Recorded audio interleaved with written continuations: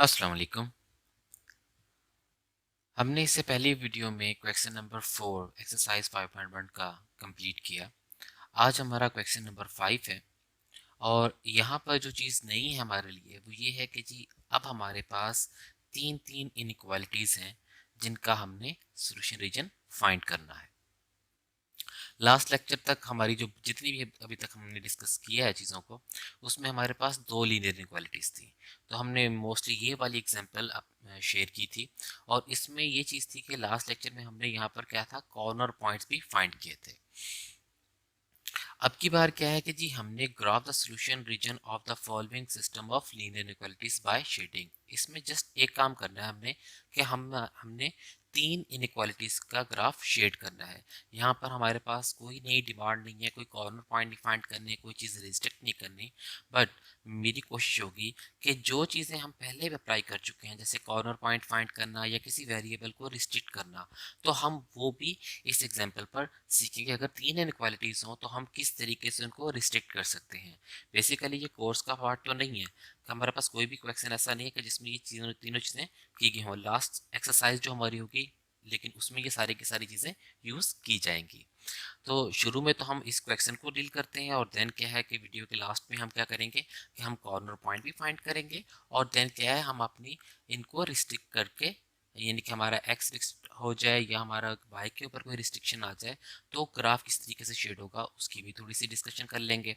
और देन बाकी प्रॉब्लम्स आपके लिए मैं लीव कर दूंगा। तो मैं फिर से क्या है कि प्रॉब्लम नंबर 1 को ही यहाँ डिस्कस करने लगा हूँ। क्वेश्चन नंबर 5 की जो पार्ट 1 है उसको डिस्कस करने लगा हूँ, क्योंकि इसमें मुझे कुछ चीज़ें ऐसी नज़र आई थी कि जो आपके साथ शेयर करना ज़्यादा मैंने मुनासिब समझा, क्योंकि इसमें दोनों तरह की चीज़ें हो रही हैं कि इसमें टेस्ट पॉइंट ट्रू भी हो रहा है और फॉल्स भी हो रहा है। अब क्या करते हैं कि जी पहले इन तीनों इनक्वालिटीज़ को अपने पास लिख लेते हैं। तो मैंने ऑलरेडी काफ़ी काम किया हुआ है। तो देखें कि हमने तीनों इनइक्वालिटीज़ को, एक है 3x minus 4y less than और equal to 12, 3x plus 2y greater than और equal to 3 and x plus 2y less than और इक्वल टू 9। तो मैंने क्या किया कि तीनों को बारी बारी क्या है अपने पास लिख लिया, जिस तरीके से हम पेपर में करते हैं। तो थोड़ा सा इसको, अब ठीक है। हमने क्या किया, तीनों इनक्वालिटीज को लिख देंगे और इसको लेबल दे देंगे। पहले इनक्वालिटी को ए का, दूसरी को बी का और तीसरी को सी का। तो सबसे पहला काम जो हम करेंगे, convert the given inequalities into associate form. ये हमारा सबसे पहला काम होता है। तो क्या करते हैं कि जस्ट क्या है, इनक्वालिटीज को हटा के इक्वालिटी का साइन लगा देते हैं। तो तीनों इनक्वालिटीज को क्या किया हमने, एसोसिएट में कन्वर्ट कर दिया और देन इनको भी लेबलिंग दे दी 1 2 एंड 3। तो पहली इनक्वालिटी पर आते हैं। तो जो पहली एसोसिएट में इनक्वालिटी को हमने एसोसिएट में कन्वर्ट किया है, तो मुझे क्या चाहिए, इनके एक्स इंटरसेप्ट और वाई इंटरसेप्ट।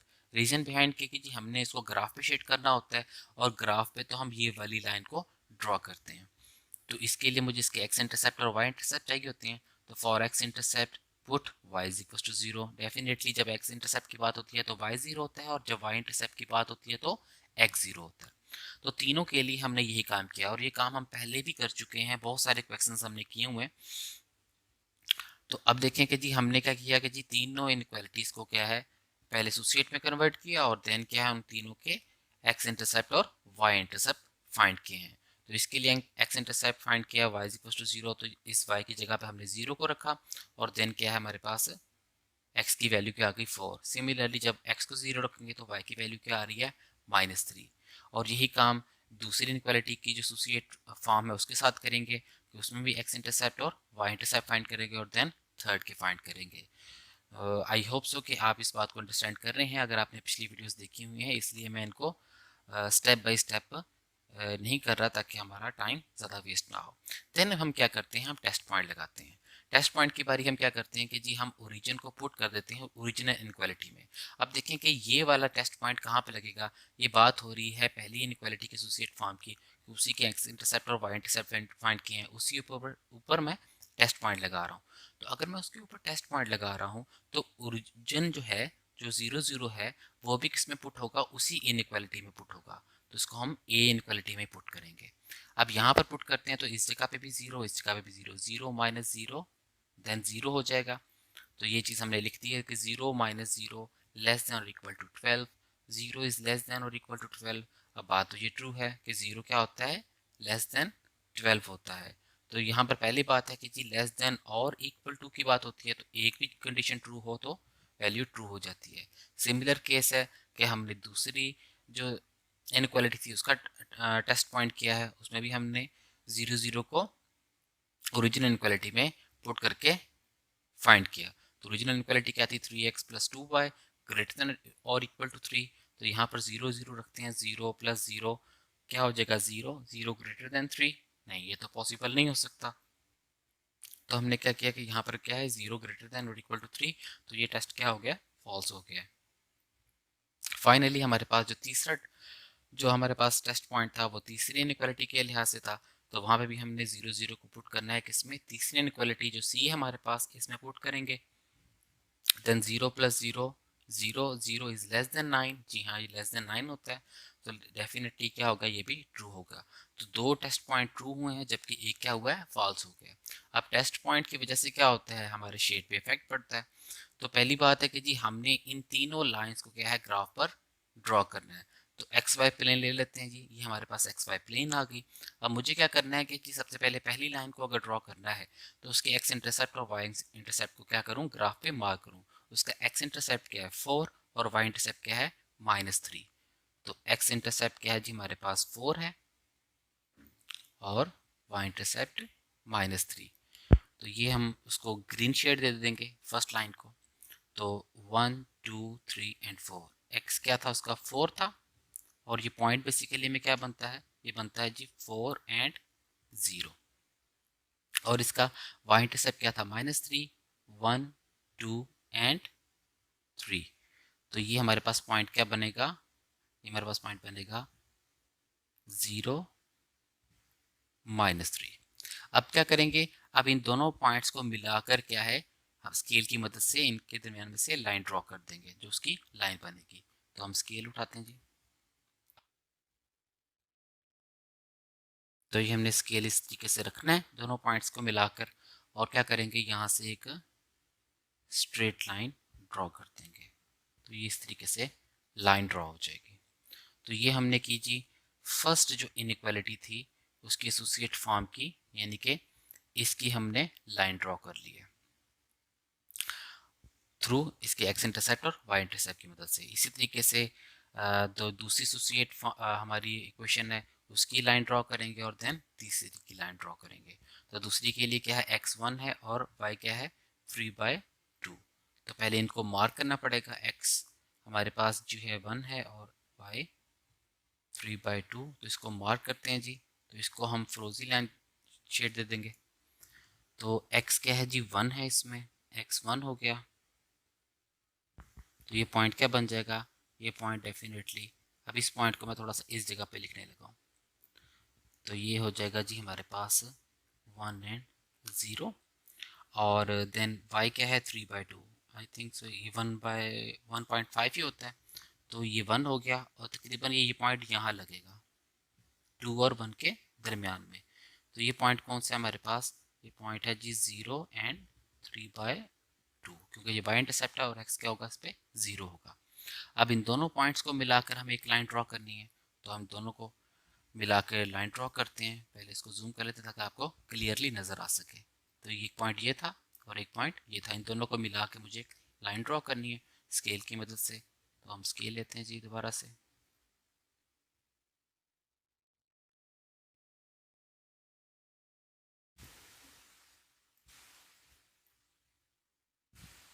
तो इस तरीके से हम क्या करेंगे, इन दोनों पॉइंट्स के पास स्केल लाएंगे, दोनों को मिलाएंगे स्केल की मदद से, और देन क्या कर देंगे, इसमें से लाइन ड्रॉ कर देंगे। तो ये मिल गए हमारे पास।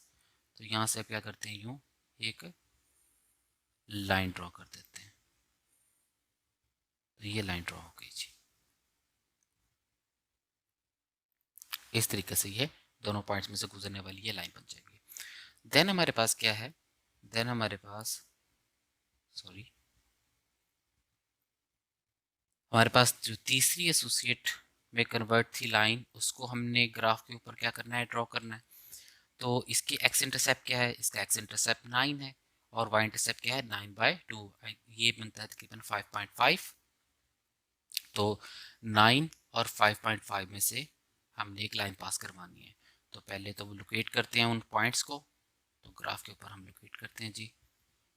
हमारे पास इसको हम रेड शेड दे देंगे, तो 9 बनेगा जी, ये था यहाँ तक 4 5 6 7 8 एंड 9।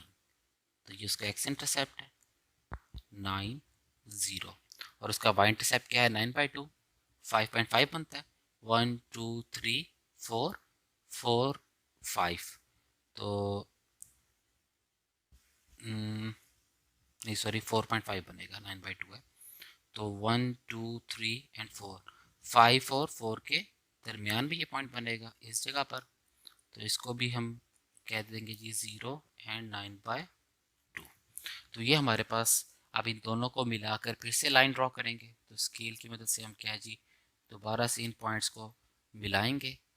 हम इस तरीके से मिला सकते हैं जी, दोनों के पास लाते हैं जी इस तरीके से स्केल को। तो ये हम लेके आए और देन क्या करेंगे, यहाँ से लाइन पास करवा देंगे। तो लाइन एक मुनासिब सी लगा लें जितना का आपका पेपर होगा। तो देखें तीनों लाइंस के हमने ग्राफ पर स्केच कर लिए। अब बात आ गई है कि जी इनके ग्राफ शेड करने की, कि हम इसका ग्राफ किस तरीके से शेड करेंगे। तो टेस्ट पॉइंट की मदद से हम देखते हैं जी, हमारे पास जो फर्स्ट लाइन है वो ग्रीन लाइन है, सेकंड लाइन फ्रोजी लाइन है और थर्ड लाइन क्या है हमारे पास रेड लाइन है। तो देखें पहली लाइन का जो था वो टेस्ट ट्रू था, दूसरी का फॉल्स था, जबकि तीसरी का फिर से ट्रू था। मीन्स दैट फर्स्ट और थर्ड तो ओरिजिन की तरफ शेड होगी, जबकि जो मिडिल वाली है उसने किसकी तरफ होना है, ऑपोजिट टू ओरिजिन। यानी कि जो फरोजी जो कलर है वो ओरिजिन की तरफ नहीं, ओरिजिन की ऑपोजिट साइड पे शेड होगा। अब ये आपने ज़हन में रखनी बात, ताकि हम ग्राफ बनाते वक्त हम क्लियरली देख सकें। तो मैं इसको जूम कर देता हूँ जी, ताकि आपको बहुत अच्छे से नज़र आए। अब सबसे पहले ग्रीन लाइन की बात करते हैं। तो हमने बात की थी कि जी जब भी दो या दो से ज़्यादा इनइक्वालिटीज़ का हमने ग्राफिकल सोल्यूशन फाइंड करना होता है, तो हमने क्या करना होता है जी, हमने उसका कॉमन सोल्यूशन फाइंड करना होता है। कॉमन रीजन कहाँ पर है, तो अब देखें कि जी ग्रीन ने तो ओरिजिन ये है, ठीक है ना, इस जगह पे ओरिजिन है, तो ग्रीन ने तो इसकी तरफ शेड होना है। अब बजाय इसके कि मैं इसको पहले शेड करने के मैं ये जज कर लूँ कि जी फिरोजी लाइन ने किस साइड को शेड होना है, तो जो आप देखेंगे जी फिरोजी कलर का, मैं यहाँ पे लिख लेता हूँ कि जी इसका टेस्ट क्या था, ग्रीन का था ट्रू। फिर फिरोजी से हम लिख लेते हैं जी फिरोजी का है फॉल्स, और रेड जो लाइन है उसका भी टेस्ट क्या है, ट्रू है, ताकि हमें भी याद रहे। तो आप देख रहे हो कि जी फिरोजी कलर जो है उसका तो जो है वो टेस्ट पॉइंट क्या है, फॉल्स है। मीन्स दैट उसने ओरिजिन की तरफ नहीं, ऑपोजिट टू ओरिजिन शेड होना है। मीन्स दैट उसका शेड इस तरफ को होगा, जबकि ग्रीन लाइन जो है फिर उसको यहाँ से शेड करने की तो ज़रूरत ही नहीं है। रीज़न क्या है जी, कि अगर मैं ग्रीन लाइन को यहाँ पर शेड करता हूँ तो फिरोजी ने तो इस साइड पे शेड ही नहीं होना। अगर एक भी इनक्वालिटी का शेड नहीं आता तो हम उसको शेड नहीं करेंगे। तो हम जो ग्रीन लाइन है उसका इतना पार्ट लीव कर देते हैं। अब देखें ग्रीन ने यहाँ शेड नहीं होना, तो यहाँ तो शेड हो सकती है क्योंकि फ्रोजी का आ रहा है। लेकिन फिर तीसरी बात आ जाती है कि जी क्या थर्ड लाइन जो है उसका इसका शेड इस तरफ आएगा, या ये वाली जगह मुझे शेड करनी चाहिए ग्रीन के लिए। तो आप देखेंगे जी तीसरी लाइन को उठाते हैं, तो तीसरी लाइन जो है उसका टेस्ट पॉइंट क्या है, ट्रू है। उसका टेस्ट पॉइंट ट्रू है तो उसने टूवर्ड्स ओरिजिन आना है, तो इसका शेड इस तरफ होगा, यानी कि इस पॉइंट से इधर इधर रहेगा इसका शेड, ठीक है ना, उस साइड पे नहीं जाएगा। तो जो उस साइड पे ग्रीन लाइन है तो उसका शेड मुझे नहीं करना चाहिए। मीन्स दैट ग्रीन लाइन को ना तो मैं इधर से शेड कर सकता हूँ ना ही मैं इधर से शेड कर सकता हूँ, सिर्फ इस पॉइंट से इस पॉइंट तक इसको शेड कर सकता हूँ। तो अभी तक मेरे लिए कोई एक्स पर या वाई पर रिस्ट्रिक्शन नहीं है, तो लिहाजा मैं फ्री हूँ कि एक्स पॉजिटिव आए या नेगेटिव आए। तो आपको जेहन में चीज़ आ रही होगी कि जी अगर ये पॉजिटिव होता तो डेफिनेटली मुझे इन जगहों पर भी एहतियात करनी पड़ती। खैर हम इतना कॉम्प्लिकेट नहीं करते इस बात को। फिलहाल वही बात करते हैं जो हमसे बुक वाले ने डिमांड की है। तो ग्रीन शेड किस साइड पे होगा, ग्रीन शेड होगा जी, एक तो अपवर्ड होना था टूवर्ड्स ओरिजिन, और रहेगा किसके बिटवीन, इस लाइन और रेड लाइन के बिटवीन रहेगा। तो हम इस तरीके से इसको शेड कर सकते हैं। तो ये सारा शेड होगा, यानी कि इसके अंदर सारी शेडिंग होती है, हमें ज़्यादा करने की ज़रूरत नहीं है, बस कोई 8-10 लाइन इस तरीके से आप लगा दें, बहुत होता है। इसके बाद आते हैं जी फ्रोजी लाइन पर। तो फ्रोजी लाइन को शेड करना था। फ्रोजी लाइन जो है वो ऑपोजिट टू ओरिजिन होनी थी। रीज़न क्या है कि क्योंकि उसका टेस्ट फॉल्स है, तो वो ओरिजिन की तरफ नहीं, ऑपोजिट टू ओरिजिन होनी थी। अब डेफिनेटली वो उसी जगह पे शेड होगी जिस जगह पे ग्रीन हुई है, क्योंकि कॉमन रहना है। ना तो मैं इधर शेड कर सकता हूँ, ना ही मैं अब इधर शेड कर सकता हूँ। तो ये भी किस साइड पे हुई शेड, सॉरी ये कलर मुझे चेंज करना चाहिए, हाँ ये इस साइड को शेड हुई। और देन लास्टली क्या है हमारे पास, रेड लाइन का शेड करना है। तो रेड लाइन ने किस तरफ होना था, टूवर्ड्स ओरिजिन। ओरिजिन की साइड पे, इस साइड पे, इस साइड को शेड होना था। तो ये भी उसी जगह पे शेड होगी जहां पर वो तीनों बाकी दोनों शेड हो चुकी हैं। तो लिहाजा ना तो रेड को मुझे इधर शेड कर सकता हूँ, ना ही मैं रेड को इस पॉइंट से इधर शेड कर सकता हूँ। तो इनके बिटवीन रहेगी ये भी। तो रेड कलर चूज करते हैं, तो ये इस तरीके से शेड होगा। तो ये वो बेसिकली में कॉमन शेड है, जहाँ पर तीनों लाइंस का जो शेड कॉमन है। तो यही उसकी डिमांड थी कि जी हमने शेड करके बताना था उसको कि इन तीनों इनइक्वालिटीज़ का कॉमन सोल्यूशन क्या है। तो ये हमारा जो था रिजल्ट था, हम जस्ट यहाँ तक शेड करने के बाद ये हमारा आंसर होगा। तो हमने तीनों के लिए शेड कर दिया और हमारे क्वेश्चन की डिमांड पूरी हो गई कि जी graph the solution region of the following system of linear inequalities by shading. तो शेडिंग के जरिए हमने क्या है उसका सॉल्यूशन प्रोवाइड कर दिया। तो ये चीज़ थोड़ी सी मुश्किल इसलिए हासिल होती है कि जी जब आप ये सोचते हो कि जी कॉमन रीजन कहाँ तक होगा, कैसे शेड करूँगा मैं उसको। तो आप किसी एक लाइन को पहले पिक करेंगे, जैसे मैंने ग्रीन लाइन को पिक किया था, ठीक है। तो मैंने ग्रीन लाइन को देखा था कि मुझे कहाँ से इसको शेड करना चाहिए। इतना तो मुझे था कि इसने ओरिजिन की तरफ ही शेड होना है। तो क्या मुझे यहीं से स्टार्ट कर देना चाहिए कि मैं इसको यहाँ से शुरू करता इस तरह शेड करना, ठीक है ना। तो बजाय इसके कि मैं इसको शेड करना स्टार्ट कर दूँ, तो मैं एक वक्त के लिए रुक जाऊँगा। मैं देखूंगा कि जी मुझे इसको कहाँ से कहाँ तक शेड करना चाहिए इस लाइन को। तो कोई सी दूसरी लाइन उठाता हूँ, जैसे मैंने फिरोजी कलर की लाइन उठाई, तो वो इस पॉइंट के पास थी, ठीक है ना। अब मुझे था कि जी फिरोजी लाइन मेरी ग्रीन लाइन को इस पॉइंट पे कट करके जा रही है, तो अब मुझे क्या करना चाहिए, मुझे इस साइड पे शेड करना चाहिए या इस साइड पे शेड करना चाहिए, क्योंकि डेफिनेटली फिरोजी लाइन का शेड या तो इस तरफ होना था या उस तरफ होना था। तो मुझे इस पॉइंट से इधर ग्रीन को शेड करना चाहिए कि नहीं करना चाहिए। तो वो मुझे फिरोजी लाइन के टेस्ट पॉइंट से पता लगा, उसका क्या था टेस्ट पॉइंट, फॉल्स था। तो उसने ओरिजिन की तरफ तो नहीं शेड होना था, उसने ओरिजिन के इस साइड पे शेड होना था। तो मुझे यहाँ से क्लियर हो गया कि मुझे ग्रीन लाइन जो है ये वाली शेड नहीं करनी चाहिए, बल्कि ये वाली करनी चाहिए। अब यहाँ से अगर मैं शेड करना चाहता हूँ, ठीक है ना, तो यहाँ से मैं कहाँ तक के एंड तक शेड करता जाऊँगा, उसके लिए फिर मैं रुक जाऊँगा, ठीक है ना। मुझे इतने पोर्शन का पता लग गया, तो फिर आगे कौन सी मुझे लाइन मिल रही है, आगे मुझे रेड लाइन मिल रही है। तो मैं अब रेड लाइन की तरफ जाता हूँ। उसका टेस्ट पॉइंट क्या है, उसका टेस्ट पॉइंट ट्रू है। तो देखें उसका टेस्ट पॉइंट ट्रू है, तो उसने किस तरफ शेड होना है, उसने तो इस तरफ शेड होना है, ठीक है। जबकि उसके ऑपोजिट शेड नहीं होना। तो फिर ग्रीन लाइन का उस साइड पे शेड नहीं आएगा जिस साइड पे रेड का नहीं है। तो लिहाजा मैंने इस तरह ग्रीन लाइन पे शेड कर लिया। अब मुझे इतना तो कंफर्म हो गया था कि जी ग्रीन लाइन का शेड जहाँ पर आ गया, तो बाकी दो का भी इसके पास पास ही होगा। तो फिर हमने 1 बाई 1 करके शेड कर लिया। अब इन ये ऐसे क्वेश्चन पर बहुत सारी चीज़ें निकलती हैं। आप इसको डिफरेंट तरीके से लेकर चल सकते हैं, आप अपने कॉन्सेप्ट को और क्लियर कर सकते हैं। अब आप देखो कि अगर मैं इसको थोड़ा सा कॉम्प्लिकेटिव करने की ट्राई करूं, कि वो किस तरीके से कि जी अगर मैं कहूँ कि जी ग्रीन लाइन, अगर रेड लाइन का शेड जो है वो टूवर्ड्स ओरिजिना होता, क्या होता अगर इसका टेस्ट पॉइंट भी क्या हो जाता, गलती से कहीं फॉल्स होता, ठीक है ना। तो क्या होना था, तो ग्रीन लाइन ने इधर भी शेड नहीं होना था, ग्रीन लाइन ने यहाँ पर शेड होना था, ठीक है।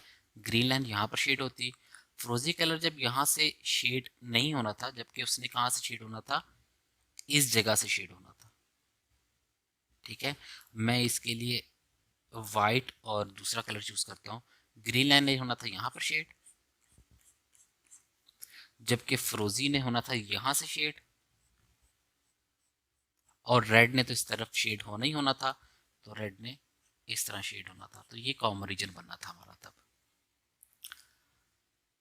तो ये आप खुद प्रैक्टिस करके देखें इनकी, तो आप प्रैक्टिस जितनी प्रैक्टिस करेंगे इन क्वेश्चंस की, आपके यानी कि उतनी ही कमांड होती जाएगी शेडिंग करने में। शुरू शुरू में मुश्किल लगती होती है, लेकिन बाद में तो बहुत जल्दी ये शेड हो जाते हैं। अब बात है कि जी मैंने आपसे ये बात वादा किया था कि जी मैं इस क्वेश्चन के भी कॉर्नर पॉइंट फाइंड करूंगा। तो कॉर्नर पॉइंट की डेफिनेशन हमने लास्ट 2 लेक्चर्स में क्या पढ़ी थी, कि जहां पर 2 बाउंड्री लाइंस इंटरसेक्ट करती हैं, और बाउंड्री लाइंस का के लिए ज़रूरी था कि उसका सॉलिड लाइन होना, उसका विजिबल होना।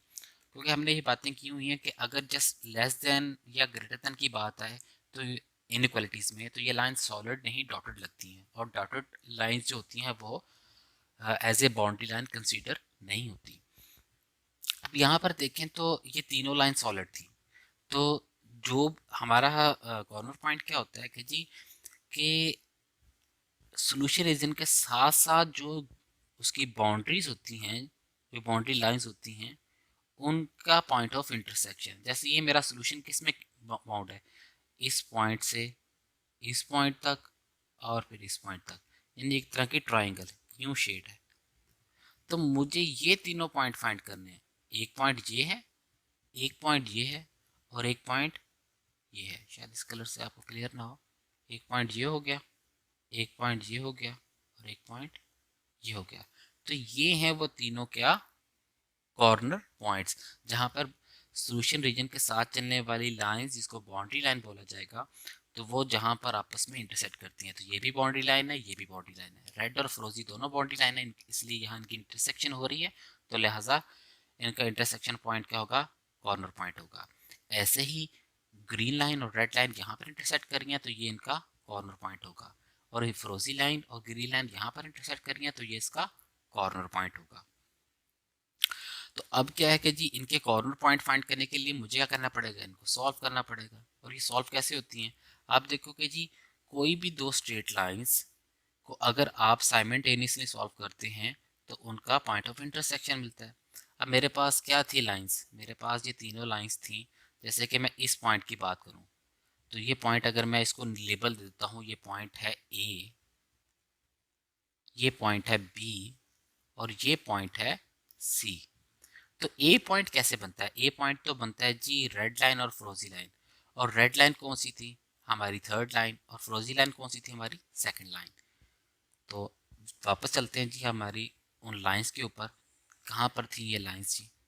अब हम जूमिंग कम कर लेते हैं जी। अच्छा, तो ये हमारे पास जो थी, इसको हमने ग्रीन से शेड किया हुआ, जबकि इसको हमने फ्रोजी कलर दिया हुआ है ग्राफ के ऊपर, और इसको हमने रेड कलर दिया हुआ है। तो पॉइंट ए कैसे बन रहा है, पॉइंट ए बन रहा है हमारे पास रेड और फ्रोजी लाइन से। तो मुझे इन दोनों को आपस में सॉल्व करना पड़ेगा। इन दोनों को आपस में सॉल्व करके जो पॉइंट मिलेगा वो मेरा कॉर्नर पॉइंट होगा। और ये तो बहुत यानी कि इनिशियल लेवल पर, यानी कि 6-7 में ये चीज़ सिखा दी जाती है कि पॉइंट ऑफ इंटरसेक्शन कैसे फाइंड किया जाता है। तो हम एक का करके देख लेते हैं, बाकियों का आप खुद कर सकते हैं। तो हम करते हैं जी, मेरे पास क्या है जी 3x, मैं इसको दोबारा से राइट करूँगा, 3x plus 2y is equal to 3, और दूसरी क्या है x plus 2y is equal to 9। अगर मैं इन दोनों को सब्ट्रैक्ट कर दूं तो क्या होगा, साइन चेंज होंगे, ये कैंसिल हो गया, ये क्या बन गया 2x, ये क्या बन गया यहाँ से -6, x इक्वल टू -3। तो x वैल्यू निकल आई इस पॉइंट की। और दूसरे नंबर पर मेरे पास y चाहिए, तो मैं इसको किसी भी एक क्वेश्चन में पुट कर देता हूँ। जैसे कि मैं इसको यहीं पुट कर देता हूँ, तो क्या निकल आएगा, इसको करते हैं पुट इन 3। तो 3 में पुट करने से क्या आता है जी, -3 plus 2y is equal to 9, 3 तो जाके पॉजिटिव हो जाएगा, 2y इज इक्वल टू 12 और y इज इक्वल टू 6। यानी ये पॉइंट क्या बनेगा, ये पॉइंट बनेगा मेरे पास -3 एंड 6। तो अब थोड़ा सा जूम करके देखते हैं क्या वाकई में ऐसा पॉइंट बन भी रहा है कि नहीं बन रहा हमसे। तो अगर मैं इसको जूम करूं तो हमने कहा कि ये पॉइंट क्या बन रहा है -3 और 6। तो आप देख लें 1 2 एंड 3, तो बिल्कुल 3 की सी स्टेट में है ये, ठीक है ना। और 1 2 3 4 5 एंड 6, तो 6 के बिल्कुल इस तरीके से। तो इधर से अगर मैं परपेंडिकुलर ड्रॉ करता हूँ, वाइट यूज़ कर लेते हैं, तो आप देखेंगे अगर मैं यहाँ से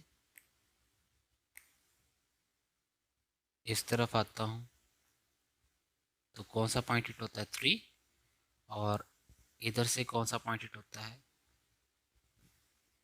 तो ये कितना पॉइंट बनता है 1 2 3 4 5 एंड 6, तो डेफिनेटली यही पॉइंट बन रहा है। इसी तरीके से हम बी और सी पॉइंट फाइंड करेंगे। सी बी हम फाइंड करेंगे फर्स्ट लाइन और थर्ड लाइन का पॉइंट ऑफ इंटरसेक्शन, क्योंकि ग्रीन और रेड है। और पॉइंट सी हम फाइंड करेंगे ये ग्रीन लाइन और फ्रोजी लाइन, ये लाइन 1 और लाइन 2 है, इनको इनको आपस में सॉल्व करके। आई होप सो कि आप अंडरस्टैंड करके उनके बातों को। तो इस तरह के क्वेश्चंस हम सॉल्व करते हैं जी, कि जिसमें हमारे पास 3 इनइक्वालिटीज़ हों तो हम उनका कॉमन शेड कैसे फाइंड करते हैं। और अगर हमसे डिमांड कर ली जाए जी कॉर्नर पॉइंट फाइंड करने की भी, तो हम कॉर्नर पॉइंट भी इस तरीके से फाइंड कर सकते हैं। असल में मैंने इस क्वेश्चन के लिए आपके लिए कॉर्नर पॉइंट इसलिए फाइंड किए क्योंकि नेक्स्ट आगे जितनी भी लीनियर इनक्वालिटीज़ आएंगी जो प्रैक्टिकली हमारे पास आती हैं रियल लाइफ प्रॉब्लम में भी, उसमें एक मसला ये होता है कि उसमें हमेशा x जो है वो ग्रेटर दैन इक्वल टू 0 और y greater than equal to 0 होता है। और यही रीज़न है कि जी वो सारे के सारे जो शेड होते हैं वो फर्स्ट क्वाड्रेंट में शेड होते हैं, तो वो शेड्स आपको एक जैसे नज़र आने शुरू हो जाएंगे। तो जब इस तरह का क्वेश्चन हो और इसके ऊपर कॉर्नर पॉइंट फाइंड करने की बात की जाए तो हम किस तरीके से कर सकते हैं। वैसे इन जनरली रियल लाइफ में तो ऐसी कोई प्रॉब्लम नहीं आती, लेकिन कॉन्सेप्ट वाइज तो पूछी जा सकती है हमसे।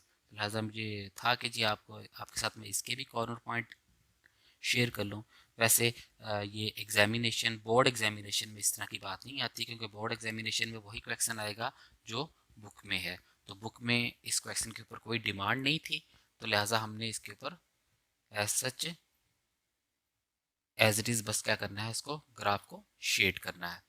तो ये बाकी पार्ट्स आप करके देखिएगा। अगर इनमें से कोई पार्ट आप लोगों से नहीं सॉल्व होता तो आप मुझे कमेंट में बता दीजिएगा, तो मैं उस पर भी वीडियो बना दूंगा। तो ये हमने 3 लीनियर इनइक्वालिटीज़ को शेड करके देख लिया। इसके बाद हम अपनी नेक्स्ट एक्सरसाइज पर जाएंगे, और वो है एक्सरसाइज 5.2। और देन अब ये सारी बातें ऐसे ही रिपीट होती जाएंगी। 2 इनइक्वालिटीज़ होंगी या 3 इनइक्वालिटीज़ होंगी, उनके हमने कॉर्नर पॉइंट फाइंड करने हैं 5.2 में, और उसमें ज़्यादा कोई चीज़ नहीं है। तो नेक्स्ट वीडियो में मुलाकात होगी। अल्लाह हाफिज़।